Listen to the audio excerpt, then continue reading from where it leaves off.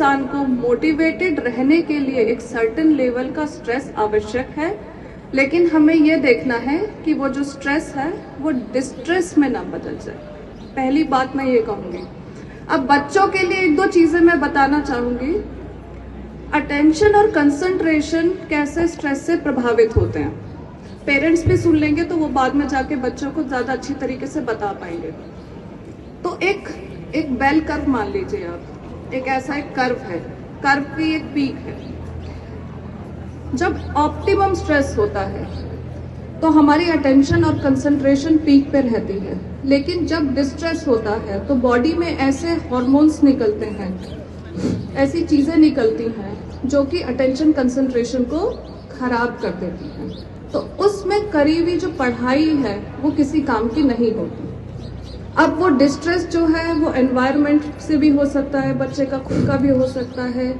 कई बच्चे कंसिस्टेंटली पढ़ते हैं साल भर, कई बच्चे नहीं पढ़ पाते। स्ट्रेटेजी सबके लिए सेम नहीं हो सकती। किसी बच्चे का कोई सब्जेक्ट अच्छा है, किसी बच्चे का कोई सब्जेक्ट अच्छा है। तो इतने बड़े मंच पे हम कहें कि ये स्ट्रेटेजी, कोई एक स्ट्रेटेजी सब पे काम करेगी, ऐसा नहीं है। फिर भी कुछ जनरल टिप्स जो सबके लिए काम आ सकती हैं वो हम लोग आपको ज़रूर बताएंगे। पहले मैं शुरू करूंगी कमज़ोर बच्चों से। मान लीजिए आपका बच्चा पढ़ाई में उतना अच्छा नहीं है और उसका कोई सब्जेक्ट कुछ ज़्यादा कमज़ोर है। अब बोर्ड एग्ज़ाम आ गए हैं, अब हम क्या कर सकते हैं? तो उसका सबसे अच्छा तरीका है कि पहले हमें उस तरह की तैयारी करनी है जिसमें मिनिमम मार्क्स सिक्योर कर सके, जो पासिंग मार्क्स हैं। आप बच्चे के साथ बैठिए, पिछले साल के पेपर निकालिए। एक कॉमन पैटर्न हमेशा चलता है, कुछ 5, 6, 7 चैप्टर आप भी मार्क कर लोगे कि इसमें से 50% पेपर निकल जाएगा। आप वहाँ फोकस करो। जब आपका 50% सिक्योर हो जाए, फिर आप 60 की तरफ बढ़ो, फिर 70 की तरफ बढ़ो, फिर 80 की तरफ बढ़ो। इस तरीके से हमें पहले बेस मार्क्स सिक्योर करने हैं।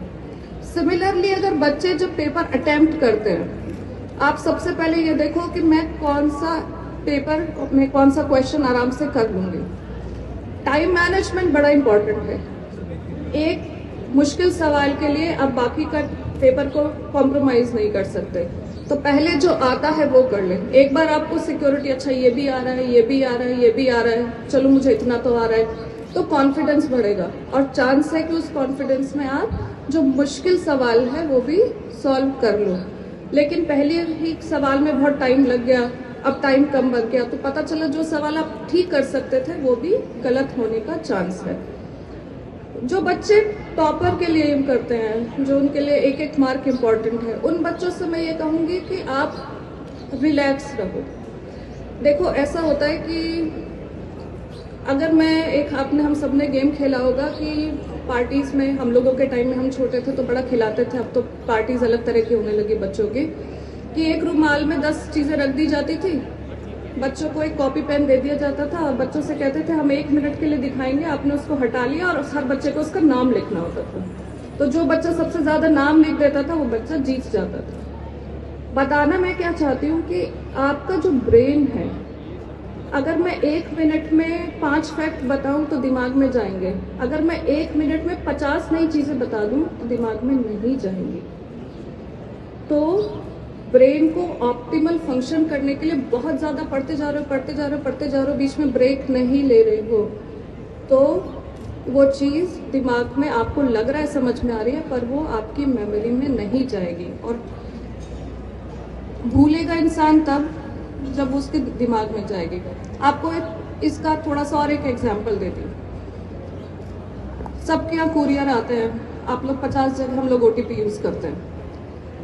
किसी ने फ़ोन किया, आपने OTP बताया, आपको उस वक्त याद है, उसके बाद अगले दिन अगर मैं वो OTP पूछूं तो आपको OTP याद नहीं होगा, क्योंकि उसके बाद उसकी नीड ख़त्म हो गई। तो जो आप पढ़ें उसको जितना रिवीजन करते जाएंगे और अपने ब्रेन को उसको स्टोर करने का मौका देंगे, बहुत ज़्यादा चांस है कि आपको उसका रिकॉल हो। कहने का मतलब ये है कि रिलैक्सेशन, छोटे छोटे ब्रेक। कई बार पेरेंट्स बच्चे को ब्रेक नहीं लेने देते इंटेंशनली नहीं, कि तू बैठा रहे, मैं चाय भी ले आती हूँ, मैं पानी भी ले आती हूँ, तू हिल मत कुर्सी से। नहीं, वो मत करो, क्योंकि बैठे बैठे कॉर्टिकोस्टेरॉइड बढ़ते हैं, एड्रेनलिन बढ़ता है। बच्चे का थोड़ा मूवमेंट होगा, वो जो नर्वस एनर्जी उसको जा रही है वो फिजिकल एनर्जी में कन्वर्ट हो जाएगी, तो जो ब्रेन है वो ज़्यादा चीज़ें ग्रैस्प कर पाएगा। आप उसको बना के दो, पर अगर वो जाके किचन से उठा के भी लाता है या छोटा सा कुछ काम भी करके आता है, तो वो उसको मैं एक ब्रेक मानती हूँ। और बच्चों को मैं ये कहूँगी, फ़ोन देखना ब्रेक नहीं है ना। फ़ोन देखोगे तो डिस्ट्रैक्ट हो जाओगे, तो हमें फोकस तो बना के रखना ही है एग्ज़ाम पर। तो एग्ज़ाम पे फोकस तो हमें बना के रखना ही है। फ़ोन इज ब्रेक, लेकिन छोटे छोटे ब्रेक इम्पॉर्टेंट है। प्रॉपर नींद बड़ी इम्पॉर्टेंट है। नींद में मेमोरी जो होती है, जो हमने पढ़ा है, वो कंसोलिडेट होता है। कई लोग पूरी रात पढ़ते हैं, पर ब्रेन, मैंने जैसे कहा, अगर वो रिसीविंग मोड में है ही है, तो जो मेमोरी है वो कंसोलिडेट नहीं होगी। जो कंसोलिडेट नहीं होगा वो आप रिकॉल नहीं कर पाओगे, वो नहीं याद आएगा। फिर भी नर्वसनेस हो रही है तो किसी भी तरह की ब्रीदिंग एक्सरसाइजेस, थोड़ा बहुत वॉकिंग जो छुट्टी के दिन हो, ये सब बच्चों को हेल्प करेंगे। हेल्दी खाना, न्यूट्रिशन अच्छा होना चाहिए। एक्सेसिव चाय, एक्सेसिव कॉफ़ी, किसी भी तरह का कैफीन वाले ड्रिंक्स, ये सब अवॉइड करें। जितना न्यूट्रिशियस खा सकते हैं खाएं। ऐसी चीज़ें जो शिथिल करती हैं, बहुत ज़्यादा कुछ मीठा, बहुत तली हुई चीज़ें, ये सब, क्योंकि जो ब्रेन में जो फ्लो जाता है वो सब पेट की तरफ डायरेक्ट हो जाता है, तो ये स्लोनेस लाती हैं ब्रेन को। तो इस दौरान में ऐसी चीज़ें हम अवॉइड करें। फ्रूट्स, वेजिटेबल्स, हेल्दी मील्स जिनमें ये सारी चीज़ें ना हो, उनके ऊपर आप लोग फोकस करें। ये कुछ जनरल टिप्स हैं, बाकी आपके जैसे जैसे क्वेरीज रहेंगे आप लोग पूछ सकते हैं और हम स्पेसिफिक क्वेरीज का जवाब देंगे। धन्यवाद। सबसे पहले मैं वाजपेयी जी का धन्यवाद करना चाहूँगा, अमर उजाला टीम का। उन्होंने एक अच्छा इनिशिएटिव लिया है। हर साल एक अच्छे नए स्कूल में ये 10वीं 12वीं के छात्रों को एग्ज़ाम के स्ट्रेस और एंजाइटी से कैसे निपटा जाए उसके बारे में बताते हैं। तो जैसे कि मैं आई स्पेशलिस्ट हूँ, तो आँखों की बारे में तो बात करूँगा ही, साथ ही जैसा कि मुझे पहले ही बता दिया कि 10वीं 12वीं के बच्चे हैं, तो उनको एग्ज़ाम के एंजाइटी से भी कैसे बचें उसके बारे में भी थोड़ा सा बताना है। तो शुरुआत करता हूँ कि जब आप किसी भी एग्ज़ाम के लिए तैयारी करते हैं, तो एक होता है कि आप पढ़ते जा रहे हो, लेकिन अगर आप किसी सक्सेसफुल लोगों से मिलोगे, जिन्होंने अच्छे कोई शिखर पे पहुंचे होंगे, अच्छा मुकाम हासिल किया होगा, तो वो आपको बताएंगे सिर्फ पढ़ने से कुछ नहीं होता। तो पढ़ते पढ़ते पीछे का रिवीजन भी करना है, आगे का पढ़ना भी है, और साथ ही साथ अपना एक सिलेबस सब्जेक्ट का बना लें कि इस सिलेबस में अगर कोई 100 मार्क का एग्ज़ाम है तो 100 मार्क के हिसाब से पढ़ाई करनी है, 50 का है तो 50 के हिसाब से। किसी विषय के 2 पेपर हैं तो पहले पेपर का पाठ्यक्रम अलग कर लें, दूसरे पेपर का पाठ्यक्रम अलग कर लें। ऐसा नहीं कि पेपर 1 का देना है आपने और आप पेपर 2 का पढ़ के जा रहे हो, तो वो भी आपको ज़्यादा फायदा नहीं होगा एग्जाम में। और हैंड राइटिंग पे थोड़ा सा विशेष ध्यान दें। साफ सुथरी हैंड राइटिंग, हमेशा जो भी एग्जामिनर चेक करेगा आपकी कॉपी उत्तर पुस्तिका को, वो नंबर हमेशा कुछ ना कुछ एक्स्ट्रा जरूर रखता है हैंड राइटिंग के लिए। और सबसे पहले उत्तर लिखने की रणनीति के बारे में भी मैं बताना चाहूंगा कि अगर आपका एग्जाम 10 नंबर का एग्जाम है और आपको 10 मिनट मिले हैं, तो 10 प्रश्न हैं, 10 मिनट हैं। ऐसा नहीं कि एक प्रश्न को ही आप 5 मिनट लिख रहे हो, उसमें नंबर तो एक ही मिलेंगे, लेकिन आपने क्या किया, 50% एग्जाम का टाइम उसी प्रश्न में लगा दिया, तो नंबर तो आपको ज्यादा नहीं मिलने वाले, एक में से एक ही मिलेंगे। तो सबसे पहले 1 मिनट से 1.5 मिनट दे दीजिए, जो ज्यादा भी आता है उसके लिए जगह छोड़ दीजिए और अगले प्रश्न पे चले जाइए। ये नहीं होना चाहिए कि आपने 10 मिनट से ज्यादा, अगर 60 मिनट में 6 प्रश्न करने हैं, 10 मिनट से ज्यादा लिखने का मन है, ज्यादा आता भी है उस टॉपिक के बारे में, तो भी अपने आप को कंसाइज करके 10 से 12 मिनट में उसको समराइज करके आगे बढ़ जाइए। तो टाइम मैनेजमेंट बहुत इंपॉर्टेंट रोल प्ले करता है। तो अपने प्रश्न पत्र को समय और मार्क्स के अनुसार विभाजित करने के बाद जितना समय उसको रिक्वायर्ड है उससे थोड़ा एक्स्ट्रा दे सकते हो जिसमें आता है, लेकिन जिसमें कुछ नहीं आता उसको खाली छोड़ के आने से भी आपके नंबर कम आएंगे। और आगे बात करते हैं आंखों की समस्याओं के बारे में। जैसा कि आपको पता है कि डिजिटल एज है, हर आदमी कंप्यूटर से मोबाइल से पढ़ाई कर रहा है, तो उसके चलते जाहिर सी बात है टेक्नोलॉजी है तो उसके कुछ एडवांटेज हैं, डिसएडवांटेज हैं। आपको बहुत सारा ज्ञान मिल रहा है, आपको सहूलियत हो रही है, किताब लेके घूमना नहीं पड़ रहा है, छोटा सा टैबलेट लेके आपको 10 किताबें 50 किताबें उसी में मिल जा रही हैं। लेकिन उसमें एक चीज ध्यान रखना होता है कि उसमें डाइवर्जन बहुत होते हैं। अगर आप टैबलेट से भी किताब पढ़ रहे हैं तो उस समय इंटरनेट को ऑफ रखिए और कोशिश करिए कि 30 से 40 मिनट में एक छोटा सा ब्रेक जरूर ले। लगातार कंप्यूटर मोबाइल में पढ़ने से भी आंखों पे उसके दुष्प्रभाव पड़ते हैं और एग्जाम के समय ज्यादातर लोग उसको 2020 समझ लेते हैं कि सारी रात पढ़ेंगे और बिना सोए जाके एग्जाम दे देंगे। तो जैसा कि मैडम ने बताया कि अगर आपकी नींद पूरी नहीं हुई है तो भी आपका कोई बहुत अच्छा परफॉर्मेंस एग्जाम में निकालना, रिकॉलिंग कैपेसिटी भी कम हो जाएगी। तो आपको सोना भी जरूरी है। फिर टैबलेट को कमरे में जब अंधेरा हो लोग क्या करते हैं, लाइट ऑफ करके मोबाइल से या टैबलेट से पढ़ते हैं, वो भी आंखों पे दुष्प्रभाव डालता है। लंबे समय तक ऐसा करने से सर दर्द की समस्या होती है और आंखों में सूखेपन का भी कारण बन जाता है। तो इन सब चीजों से भी बचना है। तो बस मैं यही कहना चाहूंगा कि एक तो टाइम मैनेजमेंट और पाठ्यक्रम को समझें और पढ़ते पढ़ते रिवीजन पे ध्यान दें। और टैबलेट और मोबाइल का इस्तेमाल कर रहे हैं उससे किताबें पढ़ने में कोई हानि नहीं है, लेकिन उसमें बहुत डाइवर्जन होते हैं। कभी आपका व्हाट्सएप खुल रहा है, कभी फेसबुक खुल रहा है, तो इंटरनेट ऑफ करके पूरा समय एकाग्र होकर एक ही काम पे ध्यान दें। ज्यादातर बच्चे आजकल क्या करते हैं, कान में ईयरफोन लगा लिया, गाने सुन रहे हैं, पढ़ाई कर रहे हैं। तो नॉर्मल स्टडीज के लिए ठीक है, जब आपके एग्जाम 10-15 दिन आगे पीछे हैं या एग्जाम का महीना है उस समय एकाग्र होके एक ही काम की सलाह दूंगा मैं। कोशिश करिए जो ज्यादा इंपॉर्टेंट विषय हो, इंपॉर्टेंट टॉपिक हो, उसको बोल के पढ़ें, ताकि एक तो आई से भी इनपुट ब्रेन में जाएगा, दूसरा कान से भी चीजें आपके दिमाग में जाएंगी, तो आपकी रिकॉलिंग कैपेसिटी, आपकी मेमोराइजिंग कैपेसिटी भी अच्छी बढ़ जाएगी। तो इतना ही मैं कहना चाहूंगा, बाकी अंत में सवाल जवाब हम ले लेंगे। धन्यवाद। मंच को नमस्कार और सभी हमारे तमाम जितने भी अभिभावक हैं और सारे विद्यार्थियों का अभिनंदन और स्वागत। सर, मेरे आई के जो डॉक्टर साहब हैं उनसे क्वेश्चन है, क्योंकि आंखों की चर्चा तो चली रही है सर, इस समय बच्चा जो है ऑनलाइन तो पढ़ ही रहा है और मोबाइल का भी यूज कर रहा है और जनरली अधिकतर बच्चे जो हैं वो ऑनलाइन स्टडी कर ही रहे हैं सर।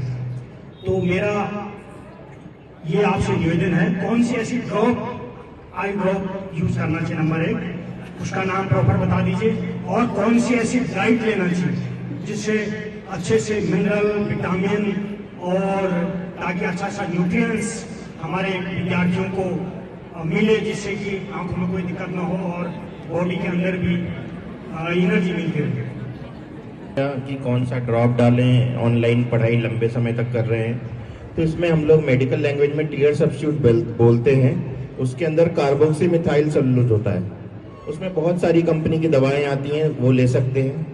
दूसरा, आंखों के लिए खान पान के बारे में आपने सवाल किया। आंखें भी शरीर का एक पार्ट ही होती हैं। आंख और शरीर के लिए आपको भी पता है स्वस्थ खान पान क्या होता है, दाल, सब्जी, हरी सब्जियां, पपीता, गाजर, और चूंकि आंखों में एक एडिशनल चीज होती है कि उसको रंगों को भी देखना है, तो जितने रंग की चीजें, रंग बिरंगी चीजें आप खाएंगे, फल, सब्जियां, गाजर, सलाद, ये सब चीजें आंखों को बहुत ज्यादा फायदा करेंगी। Fast food, chow mein, momos, burger, pizza, ये सब तो शरीर के लिए भी हानिकारक है, आंखों के लिए भी इसके दुष्प्रभाव होते हैं। माँ बाप तनावग्रस्त हैं, अगर माँ बाप डरे हुए हैं, अगर माँ बाप बच्चों को डराने की कोशिश कर रहे हैं, अगर माँ बाप इस समय उनकी तुलना कर रहे हैं किसी और से, या माँ बाप उन पे कटाक्ष काट रहे हैं, या माँ बाप उनको ताने मार रहे हैं, तो आपका बच्चा तनावग्रस्त हो जाएगा। ये मेरा टेक सिर्फ पेरेंट्स के लिए है। इस समय आप अपने तनाव पे काम करें, खुश रहें, इम्तिहान तो जीवन भर आते रहेंगे।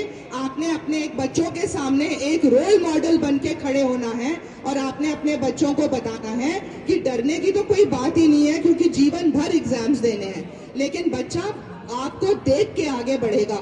बहुत सारे क्वेश्चन सीबीएसई टेली काउंसलिंग में 10वीं और 12वीं के बच्चों के ये आते हैं कि मैम हम तो पढ़ रहे हैं लेकिन हमारे माँ बाप हम पे जबरदस्ती कर रहे हैं, वो हमें सोने नहीं दे रहे, हमें पढ़ने नहीं दे रहे, हमें कुछ खाने नहीं दे रहे। मैं बस शॉर्ट में ये बता दूं आपको, और मैं यही बताने आई हूँ, मैं माँ बाप को ही संपर्क करने आई हूँ। बच्चों को तो पढ़ने का पता है, अब उनका रिविजन का टाइम है, लेकिन वो जो पढ़े हैं उसको वो लिख पाए, ये जिम्मेदारी घर से शुरू होती है। तो आप घर को जंग का मैदान ना बनाएं, घर में शांति रखें, बहुत ज्यादा डर तनाव पैदा ना करें, बच्चे को एक शांत जगह रिवीजन करने की दें, उसके खान पान का ध्यान रखें और उसे भाषण ना दें। इस समय कोई भी बच्चा आपके भाषण सुनने के लिए तैयार नहीं है, उन्होंने जितना पढ़ना है पढ़ लिया है, अब सिर्फ रिवीजन करना है। तो आपको तनाव मुक्त रह के एक घर का माहौल स्वस्थ रखना है और बच्चों का साथ देना है, ये आपका काम है। और अगर आपने जाने अनजाने में बच्चों को अपना आप तुलना करी अपने से या किसी और से, तो निश्चित तौर से आपका बच्चा भूल जाएगा, उसका आत्मसम्मान गिर जाएगा और वो अपना पूरा परफॉर्मेंस नहीं दे पाएगा। तो ये मेरी टेक पेरेंट्स के लिए है और ये बहुत इंपॉर्टेंट है, क्योंकि पेरेंट्स सोचते हैं हमारा काम बच्चों को बस आगे बढ़ाना, नहीं, आपका काम अपने को शांत रखना है, घर का माहौल शांत रखना है, बच्चा अपने आप आगे बढ़ेगा। Thank you. To know only one thing, what is the best time to study during the day? Yeah. साल भर तो हर बंदे की, हर व्यक्ति की, हर बच्चे की अपनी क्षमता होती है। कोई सुबह अच्छा पढ़ता है, कोई शाम को, कोई रात को। साल भर हम कुछ नहीं कहते हैं, बस ये हम कहते हैं कि रात को 6-7 घंटे की आदत डालो सोने की, क्योंकि रात को जो हार्मोन निकलता है मेलाटोनिन, वो आपके शरीर की सुरक्षा के लिए बहुत जरूरी है। अब आया है एग्जाम का टाइम, इस समय तो बिल्कुल भी पढ़ने की तो बात ही नहीं है। बच्चे पूछते हैं हमसे कि मैम ये छूट गया, ये छूट गया, ये कौन सी किताब पढ़े। अभी आपने सिर्फ और सिर्फ अपना रिवीजन करना है। पेरेंट्स को मैं ये बोलूंगी कि बच्चे अगर आपसे कुछ कहें तो उनसे कहिए रिवीजन करें। मैं पहले बोल चुकी हूँ, दिन के टाइम करें, और जो आपके मुश्किल सब्जेक्ट है वो सुबह के टाइम जब आप ज्यादा तरोताजा होते हैं उनको ले लो, और बाकी जो आपके हल्के सब्जेक्ट्स हैं वो बाद में ले लो। सुबह पढ़ो, रात को सो, ताकि 10 से 1 के बीच में आप अपनी परफॉर्मेंस बेस्ट दे सको। अमर उजाला जीवांजलि के सारथी की मदद लें और महाकुंभ में स्नान जरूर करें।